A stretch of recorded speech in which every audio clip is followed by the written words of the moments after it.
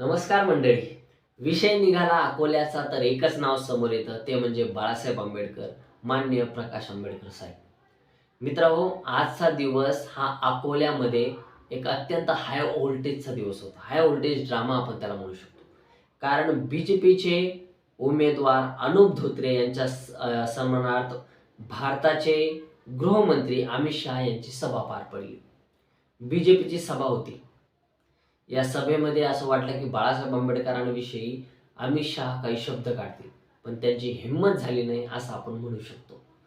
मित्रांनो, अमित शहाने काँग्रेसला टार्गेट केलं, इंडिया आघाडीला टार्गेट केलं, उद्धव ठाकरेला टार्गेट केलं.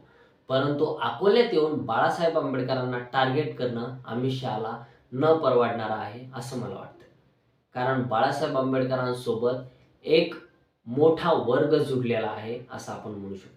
जो वंचित आहे, पिछडा आहे, दलित आहे, जो राजकारणापासून वंचित आहे, तो कुठल्याही जाती धर्माचा असू शकतो, तो प्रत्येक व्यक्ती बाळासाहेब आंबेडकरांसोबत जुडलेला आहे. आणि बाळासाहेब आंबेडकरांना टार्गेट करणं हे बी-जे-पीला, अमित शहाला परवडणारं नाही असंच आपण म्हणू शकतो. त्यामागचंच हे कारण असेल की बाळासाहेब आंबेडकर एकदम कणखर अशा टीका बी-जे-पीवर करतात, पण बी-जे-पीची हिंमत होत नाही बाळासाहेब आंबेडकरांवर प्रत्युत्तर द्यायची किंवा टीका करायची. मित्रांनो, अमित शहानी भाषण केलं. भाषणाची सुरुवात भारत माता की जय, वंदे मातरम या घोषणाने केली. लोकांमध्ये उत्साह निर्माण करण्याचा प्रयत्न अमित शहानी केला. अमित शहाच्या भाषणामध्ये काँग्रेस आणि उद्धव ठाकरेवर जोरदार टीका झाली. अनुप धोत्रेंना निवडून आणण्यासाठी अमित शहाने जोरदार भाषण केलं. त्यामध्ये 370 कलम असो, राम मंदिरचा मुद्दा असो, अनेक मुद्दे अमित शहानी मांडले. नरेंद्र मोदी या देशासाठी कसे निर्णायक ठरू शकतात, देशाचा विकास नरेंद्र मोदी कसं करू शकतात, हे आजच्या या भाषणामध्ये अमित शहा म्हटले. काँग्रेसच्या काळामध्ये भारताची अर्थव्यवस्था 11व्या स्थानी होती. आज नरेंद्र मोदीने 10 वर्षामध्ये 5व्या स्थानावर भारताची अर्थव्यवस्था आणली. असं अमित शहानी भर भाषणामध्ये सांगितलं. आणि जर तुम्ही तिसऱ्यांदा नरेंद्र मोदी यांना पंतप्रधान कराल तर भारताची अर्थव्यवस्था 3ऱ्या स्थानावर आणल्याशिवाय भारतीय जनता पार्टी, नरेंद्र मोदी राहणार नाही.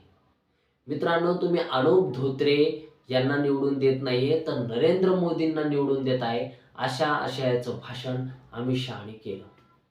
जोरदार गर्दी होती, प्रतिसाद चांगला मिळत होता.